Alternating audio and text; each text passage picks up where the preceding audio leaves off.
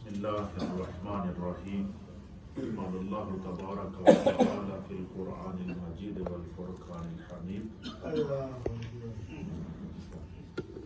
اقم الصلاة لدلوک الشمس الى غسق اللیل وقرآن الفجر صدق اللہ مولانا العظیم وصدق رسولہ النبی الامین الکریم۔ حضرات محترم، احکام القرآن میں نماز کا بیان یہ جاری و ساری ہے، اور ہم نے نماز کے شرائط اور نماز کے فرائض یہ سیکھے ہیں۔ آج ہم نماز کے واجبات سیکھیں گے کہ نماز کے اندر وہ کون کون سے ارکان ہیں جن کی ادائیگی واجب ہے، اور واجب کا شرعی حکم کیا ہے، تاکہ جب ہم نماز ادا کریں تو ہمارے علم میں یہ ہو کہ جو رکن ہم ادا کر رہے ہیں شریعت میں اس کی حیثیت، اس کا مقام کیا ہے۔ ایک ہی ہے۔ دوسرا، ساتھ ساتھ نماز کی اہمیت کے اوپر ایک دو احادیث یہ ہمارا ساتھ میں کنٹینیو رہتا ہے، تاکہ قرآن و حدیث سے ہمارا جو بیان ہوتا ہے یہ کیا ہو، مزین اور منور رہے۔ میرے سامنے ابھی جو حدیث پاک ہے، اس میں اللہ کے پیارے حبیب لبیب نبی رحمت صلی اللہ تعالیٰ علیہ وآلہ وسلم نے اکیلے نماز پڑھنے کی بنسبت جماعت سے نماز پڑھنے کا اجر بیان فرمایا ہے۔ ساتھ میں اجر بھی بتا دیا ہے، اور جماعت سے نماز پڑھنے کی تعلیم بھی بیان فرما دی ہے۔ اور یہ حدیث اس کو امام مالک نے بیان کیا ہے، امام مسلم نے بیان کیا ہے، امام ترمذی نے بیان کیا ہے۔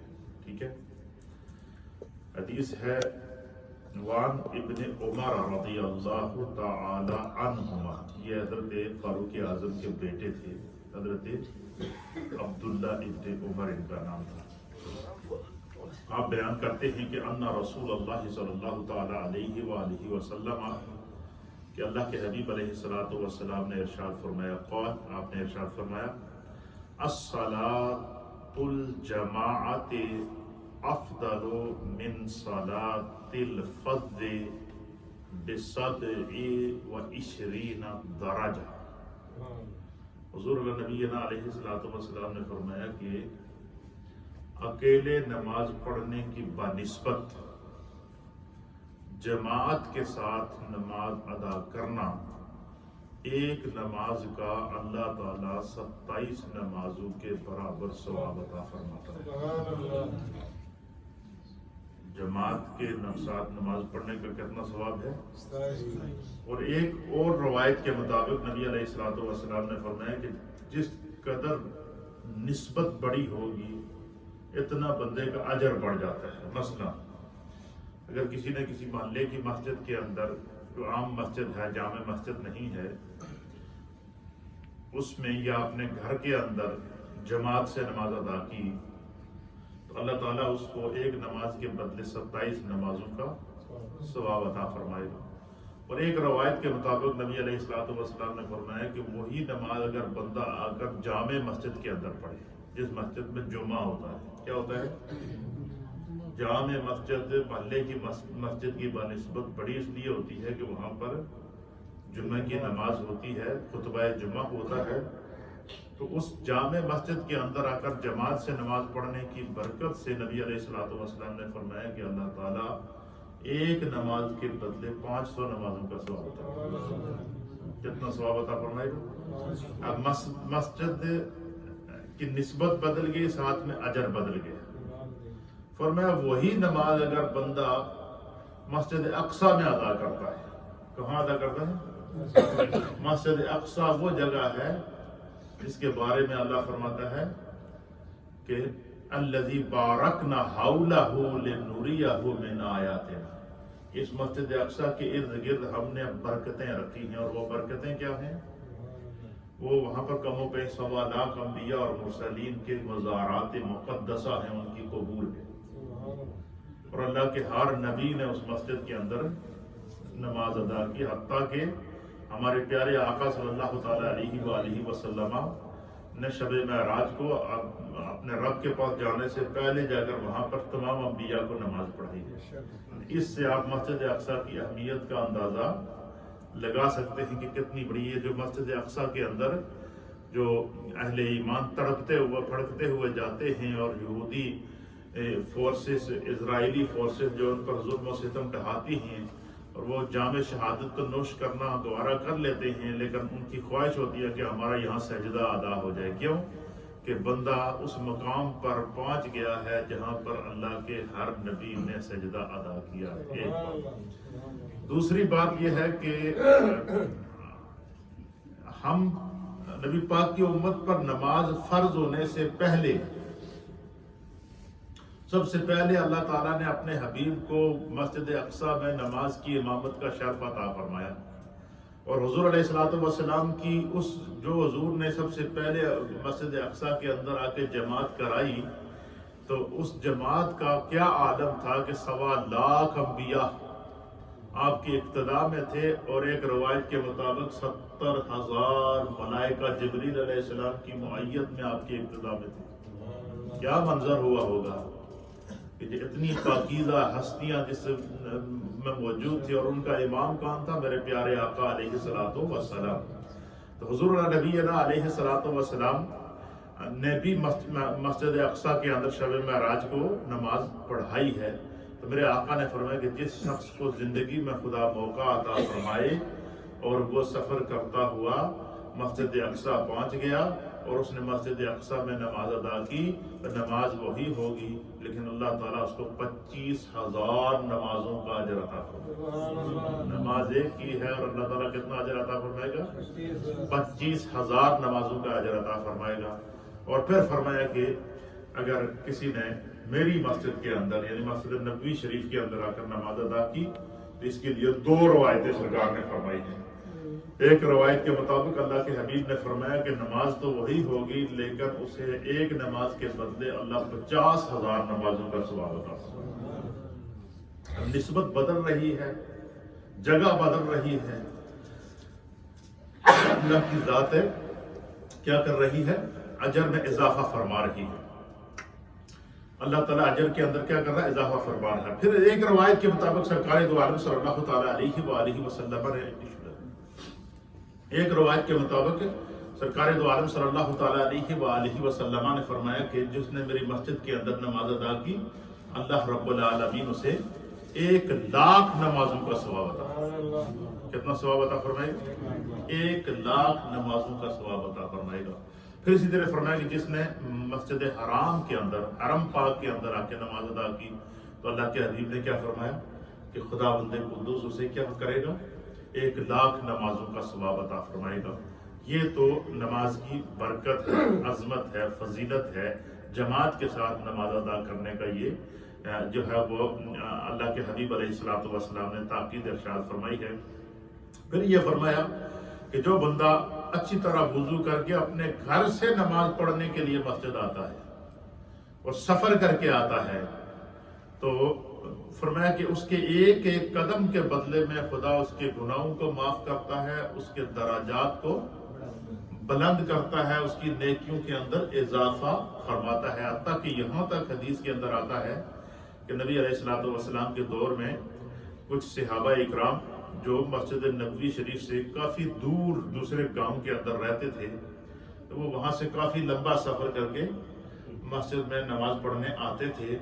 تو اللہ کے حبیب علیہ الصلوۃ والسلام کی بارگاہ میں انہوں نے عرض کیا کہ ہماری خواہش ہے کہ ہم وہ دور کی زمین بیچ کر تو مسجد نبوی کے قریب آ کر کیا کرنے جگہ لے کر وہاں مکان بنائیں، تاکہ ہم 5 وقت کی نماز جو ہے وہ آپ کے پیچھے تسلسل کے ساتھ ادا کریں۔ ہم دور سے چل کر آتے ہیں۔ تو اللہ کے حبیب علیہ الصلوۃ والسلام نے ان سے فرمایا کہ تم قریب نہ آؤ، تم وہیں رہو، خدا تمہارے ایک ایک قدم کے بدلے میں، آنے جانے کے بدلے میں اللہ رب العالمین کیا کرتا ہے؟ تمہاری جو ہے وہ نیکیوں کے اندر اضافہ کرتا ہے۔ تو جتنا دور مسجد سے گھر ہوگا، جتنا بندہ چل کر آئے گا، اتنا اس کا اجر و ثواب کیا ہوگا؟ زیادہ ہوگا۔ اور پھر یہ بھی حدیث کے اندر آتا ہے کہ نبی علیہ الصلوۃ والسلام نے فرمایا کہ سردیوں کی اسپیشلی جو ٹھنڈی راتیں ہوتی ہیں، اور سردیوں کے اندر جو بندہ ٹھنڈے پانی سے وضو کر کے بارش کے موسم میں یا برف کے موسم میں یا دور دراز کے راستے سے طے کر کے جب مسجد کے اندر آتا ہے تو اللہ رب العالمین اس کے ایک ایک قدم کے بدلے میں اس کی بخشش کا پروانہ جاری فرماتا ہے۔ تو یہ جب با جماعت نماز کی فضیلت میں نے اس لیے ان احادیث کی خدمت میں آپ کی خدمت میں پیش کر دی ہے تاکہ ہمارے ہاں لوگوں کو جماعت کے ساتھ نماز ادا کرنے کی عادت پڑے۔ اور ہاں کوئی کام پر ہے، سفر میں ہے، یہ ایک الگ صورت ہے، لیکن اس چیز کو عادت بنا لینا کہ اذان کی آواز گھر میں آئے اور کوئی کام بھی نہ ہو اور ہم بالکل اپنی صوفوں کے اوپر ٹیگ لگا کر بیٹھے ہوں اور جناب مسجد میں آ کر نماز ادا نہ کریں، تو میں سمجھتا ہوں کہ یہ اللہ تعالیٰ کی رحمت سے محرومی ہے اور کچھ نہیں ہے۔ اس لیے کوشش یہ کرنی چاہیے اور ہمارے ان ماؤں بہنوں کو بھی یہ دیکھنا چاہیے کہ جو نماز کا ٹائم ہو اور اگر کوئی بیٹا ہے یا شوہر ہے یا کوئی گھر میں مرد ہے تو اسے کہیں کہ جا کے مسجد میں نماز پڑھ کے آئیں۔ یہ ماحول جب تک ہم اپنے گھروں میں پیدا نہیں کریں گے تو ہمارے جو ہے وہ ہم اپنی آنے والی نسلوں کو اس طرح متوجہ نہیں کر سکتے۔ تو ہم نے آپ کی خدمت میں کیا پیش کیا تھا کہ نماز کے اندر کتنی چیزیں فرض ہیں؟ 7، اور اس سے باہر کتنے شرائط ہیں اس کے 7۔ تو ان میں سے کوئی بھی چیز رہ جائے تو نماز نہیں ہوتی۔ اسی طریقے سے نماز کے کچھ واجبات ہیں۔ نماز کے اندر مطلقاً 3 آیات قرات کرنا یہ فرض ہے۔ کیا ہے؟ مطلقاً 3 آیات کم سے کم یہ قرات کرنا کیا ہے؟ یہ فرض ہے۔ اس لیے کل کے ہم نے باب میں آپ کو بیان کیا تھا کہ نماز کے اندر قرات کو کیا حضور نے فرمایا کہ فرض ہے، اور نماز کے اندر سورۃ الفاتحہ پڑھنا، ہر رکعت میں سورہ فاتحہ، نماز کی ہر رکعت میں سورہ فاتحہ کو پڑھنا یہ واجب ہے۔ کیا ہے؟ اور جو بندہ نہیں پڑھے گا اور واجب کے چھوٹ جانے سے نماز نہیں ہوتی۔ ہاں اس کی ایک جگہ رعایت ہمارے علماء فقہا اور محدثین نے دی ہے کہ وہ اس طرح ہے کہ مثلاً کوئی بندہ قضائے عمری ادا کر رہا ہے اور اس کی پوری زندگی کی نمازوں کو وہ قضا کرنا چاہتا ہے، تو اس کے لیے پھر یہ سہولت دی گئی ہے کہ وہ کیا کرے، کیا وہ ایک تسبیح کی مقدار میں قیام کر لے اور وہ اپنی قضائے عمری کو پورا کرے۔ اللہ تعالیٰ اس کو نماز کی اس کی قضا کو اپنی بارگاہ کے اندر قبول فرما دے گا۔ لیکن قضائے عمری کے اندر بھی اگر انسان کے پاس وقت موجود ہے تو وہ پوری قرات کرے۔ تو اسی طریقے سے ایک یہ بھی حکم ہے کہ مثلا جب امام نماز پڑھا رہا ہو، امام کے پیچھے جتنے مقتدی کھڑے ہوں گے وہ قرات نہیں کریں گے، نہ سورہ فاتحہ پڑھیں گے نہ اس کے ساتھ کوئی سورت پڑھیں گے، چاہے وہ قرات والی بلند آواز سے پڑھنے والی جہری نماز ہو یا کہ سری نماز ہو، امام کے پیچھے قرات نہیں ہوگی۔ امام کی قرات مقتدی کی قرات ہے، بلکہ یہاں تک حدیث کے اندر آتا ہے کہ ایک دفعہ کوئی لوگ نئے نئے ایمان لائے تھے تازہ مدینے کی دوسرے گاؤں سے، وہ نماز پڑھنے کے لیے آ گئے۔ اب انہیں نماز کے مسائل کا تو پتہ نہیں تھا۔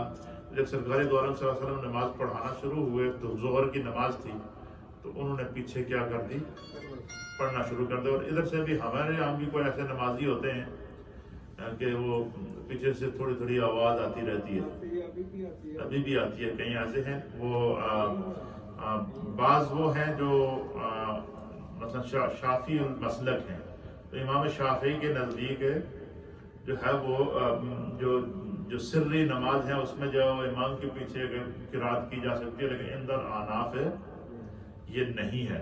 تو ایک صحابی نبی علیہ الصلوۃ والسلام نماز پڑھا رہے تھے، تو انہوں نے ظہر کی نماز تھی تو انہوں نے پیچھے آہستہ آہستہ سورہ فاتحہ دل کے اندر پڑھنا شروع کر دی۔ مسئلہ معلوم نہیں تھا، تو سرکار دو عالم صلی اللہ تعالیٰ علیہ وآلہ وسلم نے نماز کے بعد سلام پھیرا تو حضور نے فرمایا کہ تم میں سے کون تھا جو پیچھے قرات کر رہا تھا؟ تو ایک صحابی نے عرض کیا یا رسول اللہ میں تھا۔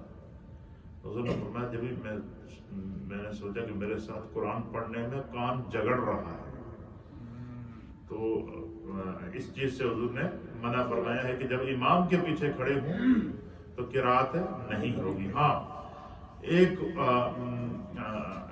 اور مسئلہ ہے، وہ یہ ہے کہ مثلا ایک بندہ نماز پڑھ رہا ہے امام کے پیچھے، تو نماز کے دوران، جماعت کے دوران اس کا وضو بریک ہو گیا، تو کیا ہو گیا؟ وضو اس کا ٹوٹ گیا، تو حکم یہ ہے کہ وہ اپنے منہ پر ہاتھ رکھے اور فوراً چلا جائے وضو کرنے کے لیے۔ اس دوران وضو کر کے واپس جماعت میں آنے تک وہ کسی سے کلام نہ کرے۔ کیا کرے؟ کلام نہ کرے۔ وہ وضو کر کے جب واپس آئے اور جب وہ واپس پہنچا تو پتہ چلا پہلی رکعت میں اس کا وضو ٹوٹا تھا، وضو کر کے جب واپس شامل ہوا تو آخری رکعت تھی، 2 رکعتیں گزر گئی تھی، تیسری رکعت میں آ کر شامل ہوا یا چوتھی میں آ کر شامل ہوا، پہلی وہ پڑھ چکا تھا۔ تو اب وہ جماعت میں آ کر شامل ہوا تو فرمایا کہ وہ جو بقیہ 2 رکعتیں ہیں، جب امام کے سلام پھیرنے کے بعد وہ کیا ہوگا؟ کھڑا ہو کر وہ جو نمازیں وضو کرنے کے دوران اس سے نکلی ہیں وہ نمازیں جب وہ ادا کرے گا تو وہ جب کھڑا ہوگا تو فرمایا کہ وہ ان کے اندر قرات نہیں کرے گا، خاموش قیام کی مقدار کھڑا ہوگا، گویا کہ وہ امام کے پیچھے ہے۔ کیوں؟ کہ اس کو دوران جماعت یہ عذر لاحق ہوا تھا۔ اب دیکھیں ہمارا دین ہمیں کتنی رعایت دے رہا ہے۔ اسی طریقے سے امام مسافر ہے۔ کیا ہے؟ امام مسافر ہے، جو پیچھے مقتدی ہیں یہ مقیم ہے۔ اب حکم یہ ہے کہ امام جو ہے 4 رکعت والی نماز ہے، ظہر کی نماز پڑھا رہا ہے یا 3 والی عصر مغرب کی نماز پڑھا رہا ہے۔ اب حکم یہ ہے کہ امام جو ہے وہ 2 رکعت مغرب تو ہر پوری پڑھے گا۔ حکم یہ ہے 4 رکعت والی نماز کہ جب امام مسافر ہے اور مقتدی مقیم ہے تو امام کیا کرے گا؟ وہ 2 رکعت نماز مکمل کرنے کے بعد سلام پھیرے گا۔ کیا کرے گا؟ امام سلام پھیرے گا، پیچھے جو مقتدی مسافر نہیں ہے وہ سارے کیا ہو جائیں گے؟ کھڑے ہو جائیں گے اور وہ اپنی 2 رکعت کیا کریں گے؟ مکمل کریں گے۔ وہ جو اپنی 2 رکعت مکمل کریں گے ان کے اندر وہ قرات نہیں کریں گے۔ کیا؟ وہ قیام کی مقدار کھڑے ہوں گے، ان میں وہ قرات نہیں کریں گے، کیونکہ نماز میں قرات کا بیان آ گیا تو اس لیے میں قرات کی جو باقی جزیات ہیں وہ بھی ساتھ ساتھ بیان کر رہا ہوں تاکہ آپ کو پتہ چل سکے کہ قرات ہم نے کہاں کرنی ہے اور کہاں پر نہیں کرنی ہے۔ یہ بحیثیت نمازی ہمیں ان سارے مسائل کا علم ہونا چاہیے۔ تو جو ہے وہ امام مسافر ہے اور مقتدی مقیم ہے تو وہ جو اپنی نماز مکمل کریں گے تو وہ قیام کی مقدار کیا ہوں گے؟ کھڑے ہوں گے، یا 1 آیت کی مقدار بھی کھڑے ہوں تو قیام ہو جائے گا، اور وہ پھر رکوع کر کے اپنی نماز کو مکمل کریں گے، اس میں وہ قرات نہیں کریں گے، گویا کہ وہ امام کی اقتداء میں ہیں۔ جب تک ان کی نماز مکمل نہیں ہوتی وہ کیا ہے؟ امام کی اقتداء کے اندر موجود ہیں۔ اسی طریقے سے نماز کے اندر سورہ فاتحہ شریف پڑھنا یہ کیا ہے؟ واجب ہے۔ پھر سورہ فاتحہ کے ساتھ کم از کم 3 آیات یا 3 آیات کی مقدار 1 آیت، یہ سورت ملانا، سورہ فاتحہ کے ساتھ سورت کو ملانا۔ کیا؟ سورہ فاتحہ نماز کے اندر مکمل سورہ فاتحہ پڑھنا ہر رکعت میں یہ کیا ہے؟ واجب ہے، اور سورہ فاتحہ کے ساتھ سورت کو ملانا یہ واجب ہے۔ فرضوں کی پہلی 2 رکعتوں میں سورہ فاتحہ کے ساتھ سورت کو ملانا یہ واجب ہے، اور آخری 2 رکعتوں کے اندر جب وہ صرف سورہ فاتحہ پڑھنا یہ واجب ہے۔ پھر اسی طریقے سے نماز کے اندر رکوع جو ہے یہ فرض ہے۔ رکوع کیا ہے؟ فرض ہے۔ رکوع کے اندر جو تسبیح پڑھی جاتی ہے وہ سنت ہے، اور رکوع کرنے کے بعد جو بندہ سیدھا کھڑا ہوتا ہے سمیع اللہ لمن حمدہ کہہ کر پھر ربنا ولک الحمد یا ربنا لک الحمد کہتا ہے، تو رکوع کرنے کے بعد سیدھا کھڑا ہونا یہ واجب ہے۔ ہمارے یہاں لوگوں کی عادت ہوتی ہے کہ وہ جب جھک جاتے ہیں تو فوراً چھلانگ لگا کے نیچے چلے جاتے ہیں، کھڑے نہیں ہوتے، تو ان سب واجب چھوٹ جاتے ہیں، اور نماز میں واجب چھوٹ جائے تو نماز نہیں ہوتی۔ اگر کسی کو اگر مثلا کسی کو پتہ چل گیا کہ میرا واجب چھوٹ گیا تو وہ کیا کرے؟ وہ سجدہ صاف کرے۔ واجب کے چھوٹنے پر سجدہ صاف ہونے سے نماز کمپلیٹ ہوتی ہے۔ اگر کسی کا واجب چھوٹ گیا اور اس نے سجدہ صاف نہیں کیا تو نماز نہیں ہوگی۔ یہ مسائل چاہے بندہ انڈیویجول نماز پڑھ رہا ہے یا بندہ جماعت کے ساتھ نماز پڑھ رہا ہے، ہر ایک کے لیے کرائٹیریا یہی ہے جو ہمارے فقہاء اکرام نے صحت نماز کے لیے بیان فرمایا ہے۔ اسی طریقے سے نماز میں سجدہ فرض ہے۔ کیا ہے؟ نماز میں دونوں سجدے کرنا کیا ہے؟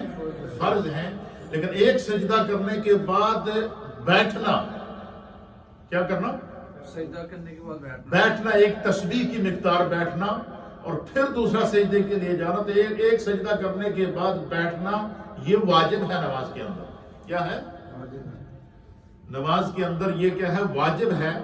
تو اب بعض لوگوں کی عادت ہوتی ہے کہ وہ سجدے سے سر اٹھائے تو کھڑک سے فوراً سر ٹکر مار دی زمین پر۔ تو حضور علیہ السلام نے فرمایا کہ اس طرح نماز نہ پڑھو جس طرح کے مرغا دانے چگتا ہے۔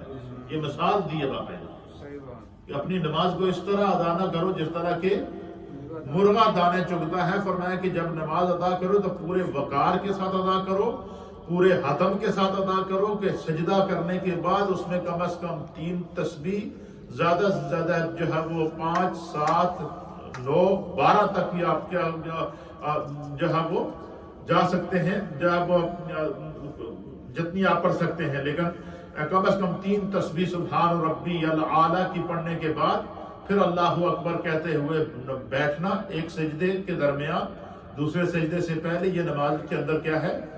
واجب ہے۔ اور نماز کے اندر مثلا 4 رکعت والی یا 3 رکعت والی نماز ہے، اس میں درمیانی التحیات بیٹھنا اور التحیات پڑھنا دونوں واجب ہیں۔ کیا ہے؟ درمیانی تشہد ہے، بیٹھنا اور پڑھنا، یہ دونوں کیا ہیں؟ واجب ہیں۔ اگر کسی کا مثلا نماز 4 رکعت والی یا بندہ بھول جاتا ہے، کئی دفعہ میرے ساتھ بھی اس طرح ہوا، آپ کے ساتھ بھی ہوا ہوگا، چاہے بندہ نماز پڑھا رہا ہے، امام ہے یا کہ مقتدی ہے، تو اگر وہ مثلا 2 رکعت اس نے پڑھی اور اس نے بیٹھنا تھا تحیات میں، نہیں بیٹھا، کھڑا ہو گیا، کیا ہو گیا؟ قیام میں داخل ہو گیا۔ اب حکم یہ ہے کہ اب وہ دوبارہ بیٹھے نہیں، کیوں؟ جب وہ کھڑا ہو گیا تو وہ قیام میں داخل ہو گیا، اور نماز میں قیام کیا ہے؟ فرض ہے۔ تو فرمایا کہ اعلیٰ رکن کو چھوڑ کر واپس ادنیٰ کی طرف لوٹنا یہ نماز کے اندر جائز نہیں ہے، لہذا اس نے درمیانی التحیات بیٹھنا تھا، وہ نہیں بیٹھا، وہ کھڑا ہو گیا۔ تو فرمایا کہ اب وہ قرات اپنی مکمل کرے، تو نماز مکمل کرنے سے پہلے کیا کرے؟ وہ سجدہ ساز کرے۔ سجدہ ساز کرنے سے جو اس سے وجوب چھوٹ گیا تھا اس کا جو ہے وہ کفارہ ادا ہو جائے گا۔ تو اچھا یہ بھی ہوتا ہے کہ مثلا امام پڑھا رہا ہے تو بھول گیا، کھڑا ہو گیا، اب امام کو مسئلہ معلوم ہے، امام بیٹھ نہیں رہا، لیکن پیچھے مقتدی پڑے ہیں سوٹا لے کر کے اس کو بٹھا کے چھوڑیں گے۔ ایک صف سے بولے گا، دوسرا دوسری صف سے بولے گا، تیسرا تیسری صف سے بولے گا، اللہ اکبر اللہ اکبر اللہ اکبر۔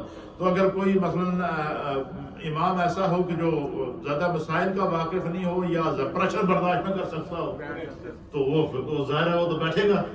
تو اس لیے مسئلہ کیا ہے؟ اچھا یہ مسئلہ صرف امام کے لیے نہیں ہے، رکعت بھی 5 ہو جائیں گے، وہ 4 کی بجائے جب وہ بیٹھے گا پھر دوبارہ 2 پڑھے گا، وہ تو ساری نماز خراب ہو جائے، اس لیے وہ جب نماز غلط ہو جائے گی تو پھر تو وہ ہوگا نا۔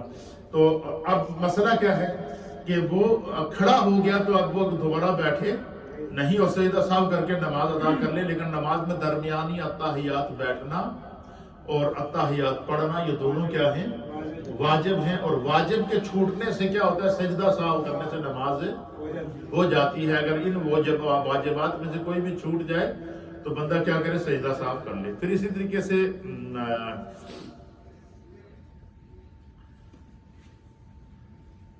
لفظ سلام کے ساتھ نماز کو ختم کرنا، السلام علیکم، کیا؟ السلام علیکم ورحمۃ اللہ، یہ ان الفاظ کے ساتھ نماز کو ختم کرنا یہ واجب ہے نماز کے اندر۔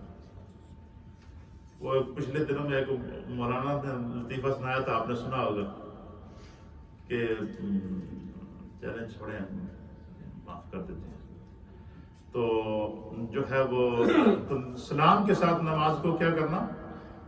الفاظ سلام کے ساتھ نماز سے باہر نکلنا یہ نماز کے اندر کیا ہے؟ واجب ہے۔ پھر اسی طریقے سے امام کے لیے مغرب اور عشاء کی پہلی 2 رکعتوں میں اور فجر اور جمعہ اور عیدین اور تراویح کی سب رکعتوں میں قرات بلند آواز سے کرنا یہ واجب ہے۔ امام کے لیے فجر کی نماز، مغرب کی نماز، عشاء کی نماز، جمعہ کی نماز اور عیدین کی نماز، ان کے اندر بلند آواز سے جہری نمازوں میں جہری قرات کرنا واجب ہے، اور سری نمازوں میں سری قرات کرنا واجب ہے۔ یہ مسئلہ سری نماز کہتے ہیں جڑی اونچی آواز نال قرات، ظہر کی نماز میں اونچی آواز سے قرات نہیں ہوتی، عصر کی نماز میں اونچی آواز سے قرات نہیں ہوتی، اور بندہ کلہ پڑھتا رہے تو پھر ساری نمازیں ہی سمجھ لیں کہ وہ اس کو پڑھنی پڑتی ہیں۔ پھر اسی طریقے سے وتر میں دعائے قنوت پڑھنا یہ کیا ہے؟ واجب ہے۔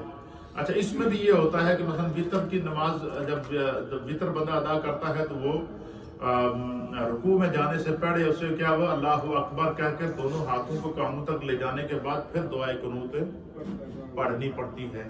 اس کے لیے بھی مسئلہ یاد رکھیں کہ مثلا اگر کوئی بندہ بھول گیا، اس نے اللہ اکبر کہہ کے کانوں کو ہاتھ لگا کے دعائے قنوت پڑھنا تھا تو وہ جائے پڑھنے کے رکوع میں چلا گیا، تو اب حکم یہ ہے کہ وہ رکوع میں ہی رہے۔ کیا؟ کیونکہ رکوع فرض ہے اور دعائے قنوت پڑھنا واجب ہے۔ اب فرض کو چھوڑ کر واپس واجب کی طرف نہ لوٹے، وہ تسبیح پڑھ لے اور اپنی نماز کو مکمل کرنے سے پہلے کیا کرے؟ سجدہ ساو کر لے۔ کیا کر لے؟ اسی طریقے سے ہاں، یہ مسئلہ ہمارے فقہاء نے لکھا ہے، مثلا یہ ہوتا ہے کہ مثلا عید سال میں ایک دفعہ آتی ہے، آنے والی ہے میں 10 چڑھا، تو مثلا عید کے اندر تکبیرات زائدہ واجب ہیں۔ کیا ہیں؟ 3 تکبیرات ہیں۔ جب نیت کر کے ہم اللہ اکبر تکبیر تحریمہ کہہ کے پہلے کیا کرتے ہیں؟ ثنا پڑھتے ہیں، سبحان اللہ۔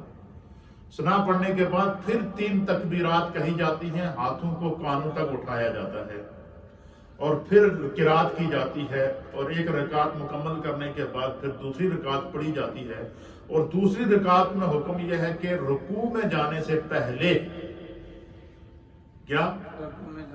رکوع میں جانے سے پہلے کیا کرے؟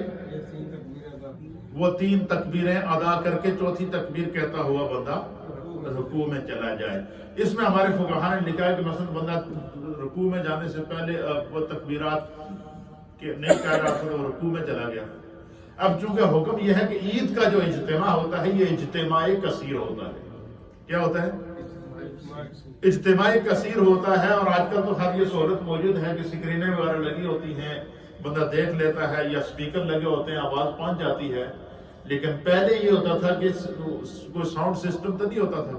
اب مثلا روایات کے اندر آتا ہے کہ سرکار غوث اعظم رضی اللہ تعالیٰ عنہ کو جب دروس دیتے تھے تو ان کے درس کے اندر 40 ہزار کا اجتماع ہوتا تھا۔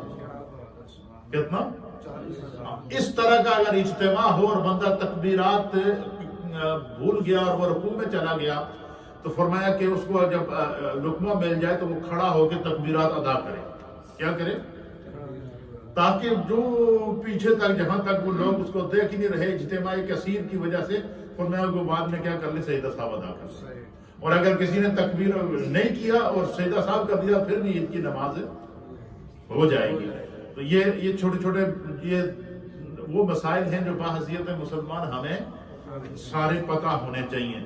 تو اسی طریقے سے جو ہے وہ عیدین کی، یعنی عید الفطر کی اور عید الاضحیٰ کی، دونوں کے اندر جو تکبیرات زائدہ ہیں یہ کیا ہیں؟ یہ واجب ہیں، یہ نماز کے واجبات ہیں۔ ان کے لیے حکم کیا ہے کہ ان میں سے کوئی ایک بھی واجب اگر کیا ہو جائے گا؟ چھوٹ جائے گا تو سجدہ ساو کرنا پڑے گا، اور اگر سجدہ ساو نہیں کیا تو نماز نہیں ہوگی، نماز واجب الاعادہ ہوگی، دوبارہ واپس پڑھنی پڑے گی۔ یہ چند نماز کی واجبات ہیں۔ اس کے ساتھ ساتھ نماز کے مفسدات ہیں کہ کن کن چیزوں سے نماز فاسد ہو جاتی ہے، وہ بھی میں بیان کر دیتا ہوں تاکہ ہمارا نماز کا جو کم از کم صحت نماز کے لیے جن چیزوں کا ہونا ضروری ہے ہمارا یہ اس درس کے اندر یہ کیا ہو جائے؟ پورا ہو جائے، تاکہ نماز کا باب کمپلیٹ ہو جائے۔ اس کے بعد فضائل نماز آ جائے گا، لیکن جو چیزیں ضروری ہیں پوری یہ نماز کے اندر جو ہے یہ تقریباً 12 اور بعض روایات کے مطابق 13 فرائض ہیں، یہ واجبات ہیں۔ نماز کے اندر 12 چیزیں کیا ہیں؟ واجب ہیں، جن کی ترتیب میں نے آپ کے سامنے بیان کر دی. ان میں سے کوئی بھی چھوٹے تو نماز نہیں ہوگی، اور اگر چھوٹ گئی ہے تو بندہ کیا کرے؟ سجدہ سہو کرے گا تو اس کی نماز ادا ہو جائے گی. اسی طرح سے تو چند چیزیں ایسی ہیں جو نماز کے اندر اگر بندہ کرے تو نماز فاسد ہو جائے گی. اس کو کہتے ہیں مفسدات صلات، نماز کو فاسد کرنے والی چیزیں. اس کا مطلب ہے نماز توڑن والی چیزیں جن سے نماز ٹوٹ جاتی ہے، فاسد ہو جاتی ہے. فرمایا کہ نماز کی حالت میں کسی نے بات کر لی، چاہے تھوڑی کرے یا زیادہ کرے. نماز کی حالت میں کسی نے بات کر لی، اور ہمارے یہاں بعض لوگوں کی یہ بھی ہوتی ہے کہ نماز کے دوران کھانسی آ گئی نا، کھانستے وقت اس طرح کی آواز بھی اگر کسی نے نکالی تو نماز ضائع ہو جائے گی. یہ بڑا نازک مسئلہ ہے. نماز کے دوران کسی بھی قسم کی بات کرنا، کیا چاہے وہ تھوڑی ہو یا زیادہ ہو، نماز کو فاسد کر دے گی. مثلا بندہ نماز پڑھ رہا تھا، کوئی بندہ اندر داخل ہوا تھا، السلام علیکم. کئی لوگوں کے ہاتھ دے رہو دروازے تو سلام دینے تاکہ آخری صف تک پہنچے. تو بندہ نماز پڑھ رہا تھا بے خیالی میں، بے شک بے خیال بھی نہ ہو، اس نے جواب میں کہہ دیا وعلیکم السلام، نماز فاسد ہو گئی. کیا ہو جائے گی؟ کیونکہ جب تکبیر تحریمہ، اس لیے اس کو تکبیر تحریمہ کہتے ہیں کہ جب اللہ اکبر کیا کہ نماز میں کھڑا ہو گیا تو دنیا کے وہ امور جو غیر نماز میں اس کے لیے جائز ہیں وہ بھی اس کے لیے ناجائز ہو جاتے ہیں. کیوں؟ اب وہ اپنے رب کی بندگی کر رہا ہے، اس کو دنیا سے کٹ جانا چاہیے. اس کی سوچ بھی رب کی طرف متوجہ ہونی چاہیے، اس کا خیال بھی رب کی طرف متوجہ ہونا چاہیے، اس کا تصور بھی رب کی طرف متوجہ ہونا چاہیے، اس کا تخیل بھی رب کی طرف متوجہ ہونا چاہیے، اور وہ مکمل طور پر اپنے رب کی طرف متوجہ ہو کر نماز ادا کرے. اسی کو نماز کے اندر خشوع اور خضوع کہتے ہیں، اور اسی کو نماز کے اندر کیا کہتے ہیں کہ بندہ خشوع اور خضوع کے ساتھ نماز ادا کرتا ہے. اسی طریقے سے کسی نے، جیسے ہماری عادت ہوتی ہے جب بھی چھینک آتی ہے تو ہم فوراً بندہ، یہ سنت ہے، نبی پاک صلی اللہ علیہ وسلم نے فرمایا تھا کہ جب بھی تمہیں چھینک آئے تو کیا کہو؟ الحمدللہ. اور جو قریب میں بندہ بیٹھا ہو اس کو سن رہا ہو تو وہ یرحمک اللہ کہے. لیکن یہ غیر نماز کے اندر، نماز کے اندر یہ اگر کسی کو مثلا چھینک آئی اور اس نے نماز کے دوران چھینکا اور چھینکتے ہی کہہ دیا الحمدللہ، نماز فاسد ہو. یا کوئی نماز کے بغیر بیٹھا ہوا تھا، چھینک آ گئی، اس نے الحمدللہ کہا، آگے نماز پڑھنے والے نے دکھوں سے کہہ دیا یرحمک اللہ، پھر بھی ہر دو صورت کے اندر اس کی نماز ہے فاسد ہو جائے گی. اس چیز کا خیال رکھنا ضروری ہے. اچھا، ہمارے یہاں یہ دیکھیں، یہ سنت بھی ہے کہ کوئی بھی غم کی خبر سنو، دکھ کی خبر سنو تو ایک دم منہ سے نکلتا ہے انا للہ و انا الیہ راجعون. یہ نکلتا ہے، بے ساختہ نکل جاتے ہیں، اور یہ اس کی بہت بڑی فضیلت ہے.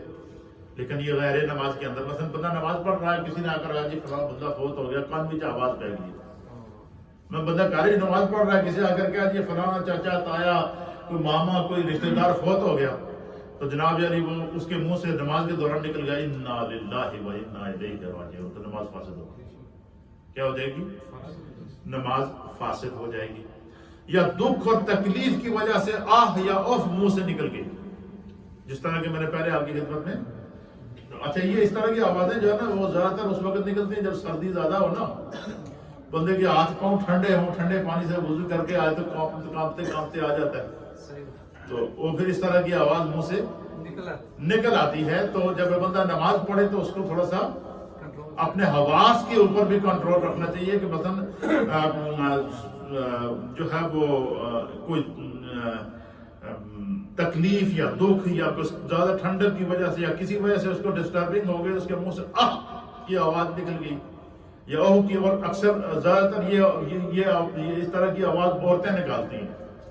وہ تھوڑی سی بھی خبر ان کو پہنچتے ایک دم منہ سے نکل جاتی ہے ہائے اللہ، ہائے اللہ تو کہنا ہی نہیں چاہیے، لیکن اس طرح کی آہ کی آواز کیا ہوتی ہے؟ یہ نماز کو کیا کر دیتی ہے؟ فاسد. چاہے آپ اکیلے نماز پڑھ رہے ہوں یا کہ جماعت سے پڑھ رہے ہوں، ہر دو صورت میں ہمیں اپنی نماز میں ان چیزوں کا خیال رکھنا چاہیے. پھر اسی طریقے سے بندہ کہے جی کہ میں قرآن پاک اتنا قرآن بندے کو یاد ہونا چاہیے کہ نماز دیا 4 رکعتیں مکمل ہو جائیں.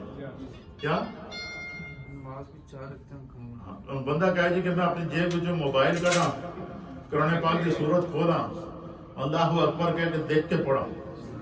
نماز کے اندر دیکھ کر قرآن پڑھنا یہ نماز کو فاسد کر دیتا ہے. حالانکہ نماز میں قرآن ہی پڑھا جاتا ہے، نماز کے اندر قرآن ہی پڑھا جاتا ہے، لیکن یہ عمل کثیر کے اندر آتا ہے. تو نماز کے اندر دیکھ کر قرآن پڑھنا یہ کیا ہے؟ یہ نماز کو کیا کر دے گا؟ فاسد کر دے گا. اس لیے کم از کم ہمیں 4 صورتیں تو یاد ہونی چاہیے. 4 رکعتیں زیادہ سے زیادہ ہے نا، تو 4 صورتیں ہمیں کم از کم یاد ہونی چاہیے. اور اگر کسی کو ایک ہی یاد ہے تو وہی بار بار پڑھے ہر رکعت کے اندر. لیکن یہ کہ بندہ یہ کہے کہ میں نماز کے دوران سامنے قرآن کھلا ہے، ٹیبل رکھا ہے، دیکھ کے پڑھ کے پھر جا کے رکوع کرا سجدہ کرا، تو اس طرح نماز نہیں ہوگی، نماز فاسد ہو جائے گی. پھر اسی طریقے سے میں باب مکمل کر رہا ہوں، پھر تھوڑا کوشچن سنا لیں ورنہ بھول جا سو. ٹھیک ہے، مفسدات نماز مکمل کر کے پھر تمہیں ٹائم دیتا جائے گا. اسی طریقے سے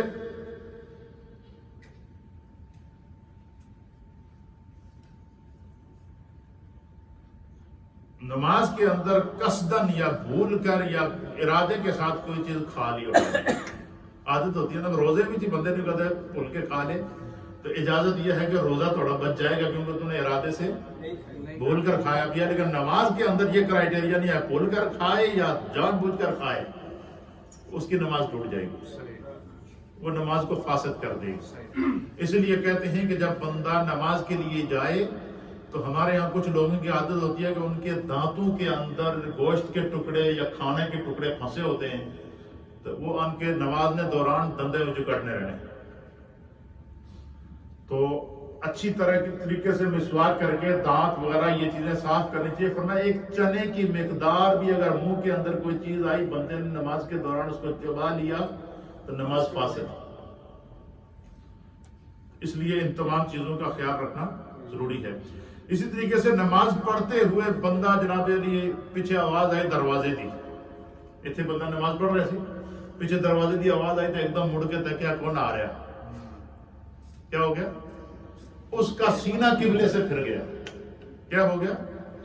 ایسا ہوتا ہے کہ لوگوں کی عادت ہوتی ہے، اور بالخصوص بندہ اکیلا نماز پڑھ رہا تو اس کو ہوتا ہے پتہ نہیں کوئی چور آ گیا گھر میں، تو پہلے سب سے پہلے مڑ کے بعد دیکھتا ہے. تو فرمایا کہ نماز کے دوران اتنا بندہ پیچھے مڑ گیا کہ اس کا سینہ قبلے سے پھر گیا. کیا ہو گیا؟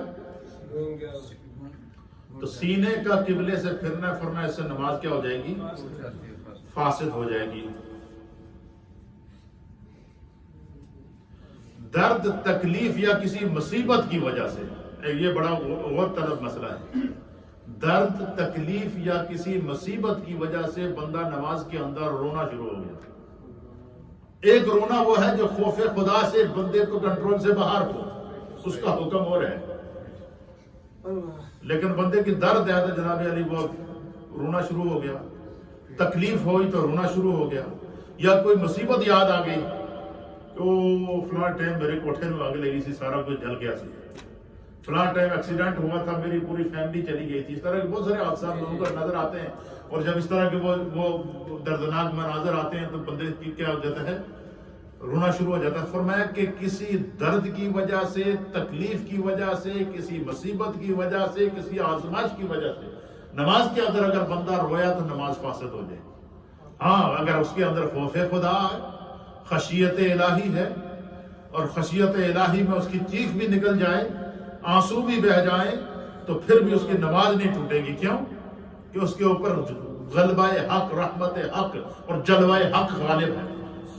اب دونوں رونوں میں فرق ہے. ایک رونا وہ ہے کہ بندہ تکلیف کی وجہ سے رو رہا ہے، ایک رونا وہ ہے اپنے مسائل یاد کر کے رو رہا ہے، اور ایک رونا وہ ہے کہ بندہ اپنے رب، جیسے کہ سرکار دو عالم صلی اللہ تعالیٰ علیہ وسلم کی مجلس لگی تھی، صحابہ اکرام نے عرض کیا کہ یا رسول اللہ، ہم دیکھ رہے ہیں کہ آپ پر کمزوری کے اثرات آ گئے. کیا ہو گئے؟ اور آپ پر بڑھاپا چھا گیا اور آپ کے بال بھی سفید ہونا شروع ہو گئے ہیں. اس کی کیا وجہ ہے؟ تو اللہ کے حبیب علیہ السلام نے فرمایا کہ سورہ ہود اور سورہ توبہ اس جیسی صورتوں نے مجھے بوڑھا کر دیا. کیوں؟ ان صورتوں میں اللہ نے عذاب بیان کیا سابقہ امم کے، ان امتوں کے عذاب کو اللہ نے بیان فرمایا ہے. خشیت الہی، خوف الہی کی وجہ سے اگر آپ کوئی آنسو نکلتا ہے تو اس کا حکم اور ہے، لیکن کسی درد کی وجہ سے، تکلیف کی وجہ سے اپنی مصیبتیں یاد کر کے بندہ کہے میں چلو نماز بھی پڑھ لوں تو اللہ کے رو کے اللہ نے منا بھی لیا، اس طرح نہیں. جب نماز کے لیے کھڑا ہو گیا تکبیر تحریمہ کہہ دی، اپنا دکھ بھول جاؤ، تکلیف بھول جاؤ، اللہ اکبر. اور پھر جب اس کی مثال ہمارے سامنے کیا ہے؟ مولا کائنات، تاجدار حلتا، مولا مشکل کشا. آپ کے اوپر جب حملہ ہوا تو آپ کی یہ جو پنڈلی تھی اس کے اندر کیا ہو گیا؟ تیر پیوست ہو گیا، اور اس تیر کو انہوں نے نکالنے کی کوشش کی تو اتنی تکلیف تھی کہ انہوں نے چیخیں مار دیا، مولا کائنات نے کہا نہیں نکالو، تکلیف ہے. سب لوگ پریشان تھے کہ جب تک یہ تیر آپ کے جسم میں موجود ہے زہر پھیلتا رہے گا. عرض کیا کہ حضور ہم کیا کریں، ہمیں اس کا نکالنا ضروری ہے. تو آپ نے فرمایا کہ اگر نکالنا ہی ہے تو اس وقت نکالنا جب میں نماز کے لیے کھڑا ہوں. کیا فرمایا؟ جب میں نماز کے لیے کھڑا ہوں گا تو کھینچ کے نکال دینا. کیوں؟ یہ ان لوگوں کی نماز تھی کہ جب وہ اپنے رب کی بارگاہ میں کھڑے ہوتے ہیں تو اپنا آپ بھول جاتے ہیں، اپنی تکلیف بھول جاتے ہیں، اپنا درد بھول جاتے ہیں. اور ایسا ہی ہوا، مولا کائنات نماز کے لیے کھڑے ہوئے، تیر کو پکڑ کر کھینچ کر نکالا گیا، نہ چیخ نکلی نہ درد محسوس ہوا. کیوں؟ وہ اس وقت اپنے رب کے جلوے کے، اس کو حضوری کہتے ہیں کہ بندہ اس طرح نماز ادا کرے کہ وہ اللہ کو دیکھ رہا ہے. اور اگر وہ اللہ کو دیکھ نہیں سکتا تو اس کا یہ ایمان ہونا چاہیے کہ فَإِنَّهُ يَرَاكَ، تمہارا رب تمہیں دیکھ رہا ہے. یہ ہے نماز کے اندر. یہ میں نے نماز کی مفسدات، واجبات، فرائض اور شرائط یہ سارے بیان کر دیے ہیں، اس وجہ سے بیان کیے ہیں تاکہ ہم اپنی نماز کو درست کر سکیں. اب آپ بتائیں آپ کا کیا سوال؟ وہ حسن تصویر جب تراویح پڑھتے ہیں تو تراویح میں قرآن پاک سامنے رکھ کے پیچھے ہو جاتا ہے، قرآن پاک پڑھ کے جس طرح سعودیہ میں اکثر ٹی وی میں دیکھتے ہیں. نہیں ہوتا اس طرح کے. کوئی بھی نماز ہو، تراویح کی نماز ہو، سنت کی نماز ہو، نفل کی نماز ہو، جب نماز کے لیے کھڑا ہو گیا تکبیر تحریمہ، سنتوں کے اندر بھی تکبیر تحریمہ ہے اور نوافل کے اندر بھی تکبیر تحریمہ ہے، فرض کے اندر بھی تکبیر تحریمہ. یہ جو اس طرح کے رواج ہے نا، آج کل سوشل میڈیا پہ لگا ہوا کہ سامنے وہ نکال کے موبائل پڑھ رہا ہے، تو اس طرح نماز ہوتی ہی نہیں ہے. یہ مکروہ ہے، مگر نماز توڑ دیتی ہے، مفسد فاسد کر دیتی ہے. لا الہ